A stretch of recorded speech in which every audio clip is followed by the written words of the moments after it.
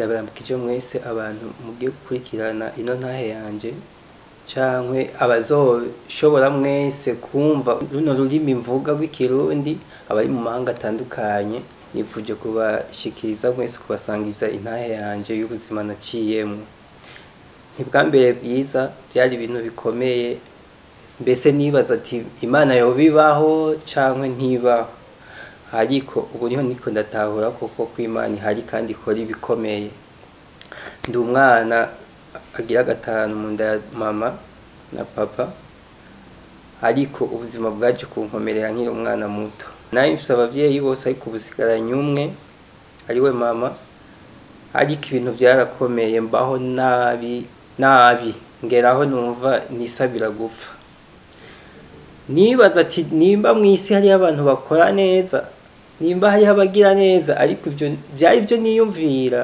nkibagira ko hari Imana mugabo uno munsi niho nabonye ko Imana iriho kandi igira neza nashoboye kubaho nkurira mu muryango wacu ariko ntabwo bashoboye kunyitaho nkuko bibereye ngira ubuzima bubi ngera no kutape ntashobora no kuronka ibyo fungura cyangwa ibyo nambara mbaho ubuzima bubi cyane bubabaje urazi gusenga amasengesho n'Imana idashobora kumva usaba Imana ngo nopfa nkavaho ariko tukibagira ko Imana iba yaturemye idufise ku mugambi igihe cyarageze ubuzima buranga nari umwana muto cyane burya ufise imyaka 10 nturageraho wigejeje ndetse nta naho ushobora kuja gusaba akazi ngo bakaguhe atari umuntu w'umugira neza ahisemo kugushya mu bandi bana ngo akurere n'ikintu kigoye cyane nabayeho rero mfise ubuzima bubi cyane bubabaje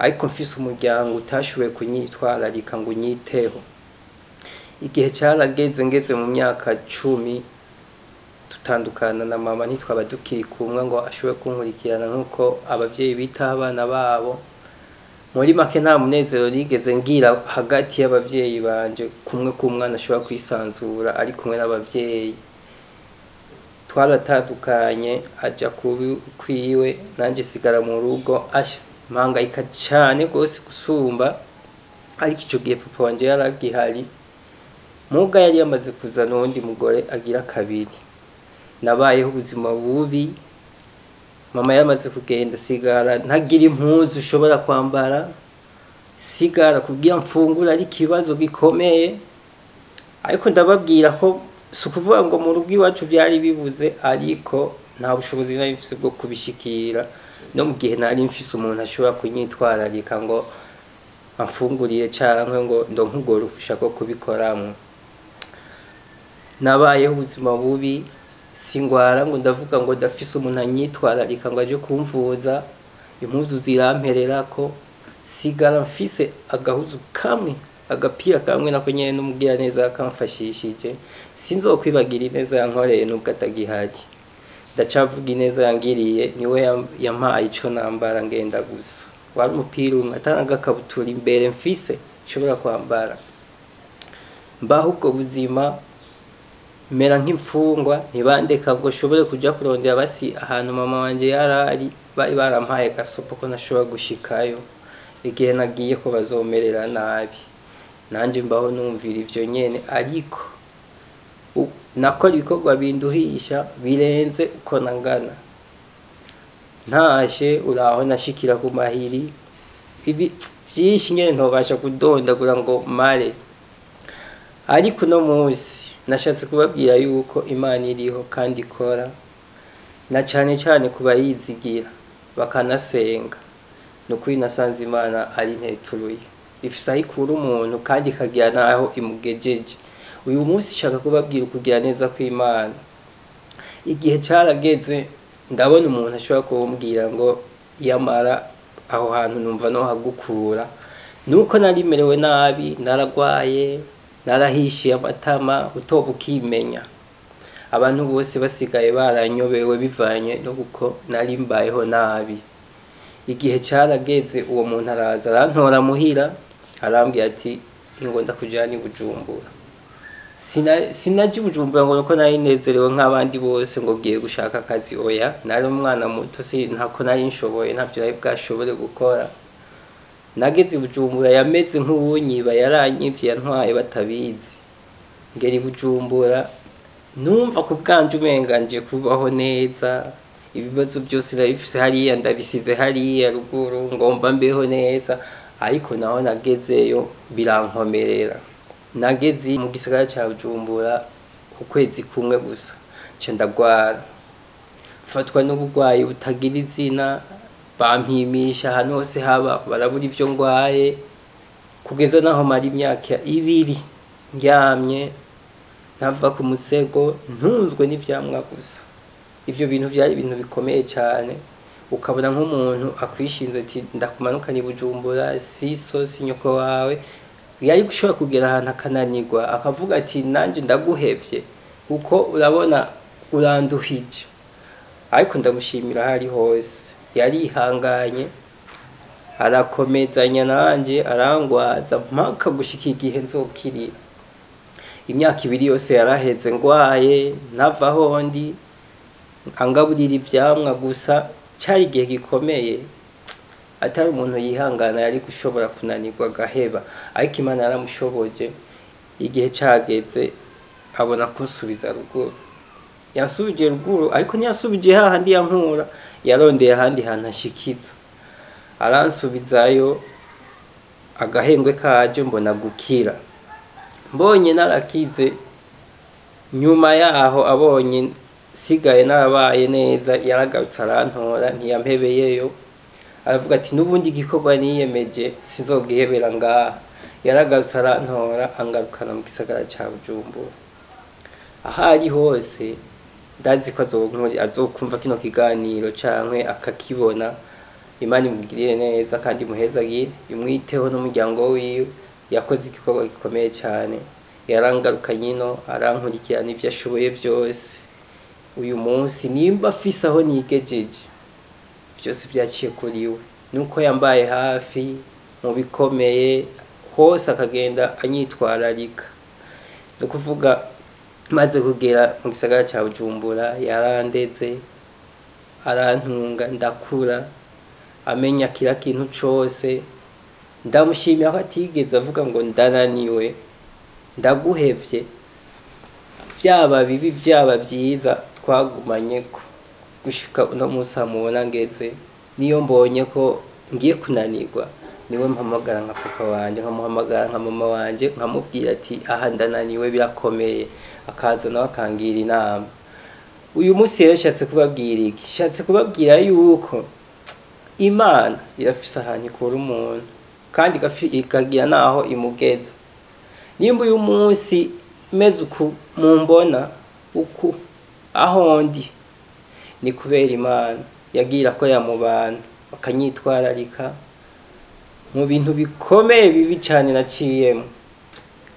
Abana b'abantu hari habageraho bananirwa, ariko burya hano mu isi hari habagira neza. Uyo muntu hageze igihe avuga ati jewe nzogukurikirana gushika naho igihe nzoba mbona ko wakuze ugeze gusohoka, ugende mu rugo rwawe. Kandi ndamushimira Imana hari hose yarabikoze. Uno munsi nanje narasohotse, nsohoka amahoro, bimeze neza. Byose hanini nawe yabigizemo uruhara, ntiyigeze ntango mere nkuko nari meze ubwa mbere. Yaragwanye bikomeye, intambara nyinshi n'ibibazo byinshi twaciyemwo je nawe, ariko ntiyigeze yiyumvira ngo reka ndamute nanje nkuko abandi bamutaye. Twaragoranwe muri byinshi bikomeye, arabana nanje, yaranyambitse, yarangaburiye. Ivyo yakoze jewe nk'umwana w'umuntu naco ufise nomuha, Imana yo mwijuru abari izobimuhembera. Shatse kubabwira iki? Buri muntu wese, hari umuntu ashobora kuba ari mu bibazo yaciyemo nk'ivyo je naciyemo bikomeye, akabona umenga nta nzira ihari, akabona umenga Imana yaramwibagiye. Oya, Imana iracari iracakora. Uyu munsi nimba afise aho nigejeje, nuko bamwe babigizemo uruhara, kandi n'Imana yabanye natwe ntiyigeze itererana, na cyane cyane amasengesho nimuzoze muribagira gusenga, nubwo muzobona bikomeye muzohore mwibuka gusenga mwambaza Imana. Hariho igihe igera ikabishura amasezerano yanyu. Muri make abavyeyi baratandukanye, bamaze gutandukana bamwe baca bajana na mama, jewewe ca nsigara mu rugo kwa papa wanje. Ivyo byose byagiye kunshikira kubera je nari nasigaye mu rugo kwa papa, abandi bo kabaye agahengwe kubera ko bari bajanye na mama, ariko je sinagiriwe amahirwe yo kujana na mama. Niyo mpamvu ivyo byose byaciye ko byace bigenda gutyo, ariko barahari nabo barafise byinshi bovuga, ndazi ko bafise byinshi ivy'Imana yabakoreye, aho yadukuye nuko byagiye biragenda. Cyane cyane abantu basenga muzoze basengera ingo, hari igihe Satani yivanga mu ngo ibintu bikaba nabi, ku buryo nk'umuryango novuga ati nk'umuryango ugahagurukira rimwe ukavuga ati ntimugabura, ibi ntibigenda gutya. Nukuvuga iyo mwabyaye mufise abana bakamara gusanzara, harabaho ubuzima bubi abana banyu bategerezwa kugira. Ntibabaho bidegembya nk'uko bo baba babayeho bari kumwe n'abavyeyi bose babiri. Hategerezwa kubihungabana hagati y'abana. Ku bantu b'abavyeyi bafise abana bazi bagerageza kubiyegereza baganiye nabo, cyane cyane nk'iyo bamaze kuvana, nk'abo usanga baragize divorce baratandukanye, bazi barondera ingene begera abana babo, kuko bakurana igikomere ku mutima gikomeye cyane. Ni kenshi nagiye ndi gusa ntagira ico nambara, ariko uno munsi nanje ngezaho mpereza abandi, ndabaheza nabo bakambara. Nimba ari uwo mbonye ashonje sindinda ko nsaba, oya je nyene ndibwiriza nkamuhereza kubera nzi ivyo nanje naciyemwo byari bibabaje. Umuntu atarasonza inzara ndamuhaye pone, inzara irababaza kandi iraryana. Je nashonje iwacu tutabibuze bihari byuzuye, ariko nta bushobozi nari mfise bwo kubikoramo. Haragera igihe inzara ihakwa kunyica, mugabo uno musi ndashima Imana yuko ivyo byarenganye, ivyo bihe byarenganye nabyibagiwe.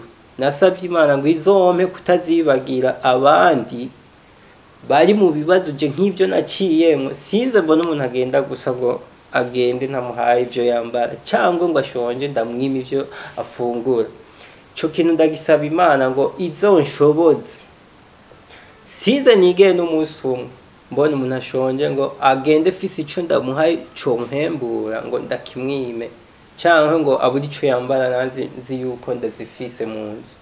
Uyu munsi niyemeje yuko nanje nzofasha abandi uko nshoboye mu buryo buke mfise, kuko nanje nzi aho Imana yankuye naho ingejeje. Shimira n'abantu bose bazokurikirana kino kiganiro, abumva cyane cyane runo rurimi rw'ikirundi, muzobisangiza abandi, kuko dufise aho Imana yadukuye, dufise naho tugejeje. Nta muntu yoreka kwibuka iyo yavuye nahageze uno munsi, nuko hari Imana ikora kandi yumva igatseruka igatabara. Nagiye ndayibona mu bikomeye, nagiye ndayibona itugwanirira intambara zikomeye, twagera ahantu tukabona ati n'uwo muntu twabana ati nanje ndananiwe, ariko uko twakomeza dusenga niko Imana yatugwanirira ikabiturenganya. Ubutaha ndibaza ko nawe azoza ngaha babwire aho Imana yadukuye, ingene yagwanye urugamba kubwa jewe, ariko Imana yaramukomeje, ntigeze yumvira ku nta n'umusi n'umwe. Yagwanye ibintu bikomeye akagera aho abantu bamubwiye ati heba, ariko ntiyigeze yumvira ngo mpebe nte nk'uko abandi bantaye. Yarakomeje, yakomezanye nanje gushika n'uno munsi, aracafashe ukuboko. Imana imuhezagira ahantu ari. Shimiye abantu mwese mwagize ico mukora ku bw'ubugingo bwanje kugira mbandanye mbaho. Nkashimira n'abakibandanye badusengera, cyane cyane amasengesho nico kintu gikuru. Imana ibahezagire, sinzibagira n'umunsi n'umwe ineza y'Imana ikora. Murakoze cyane, Yesu abahezagire.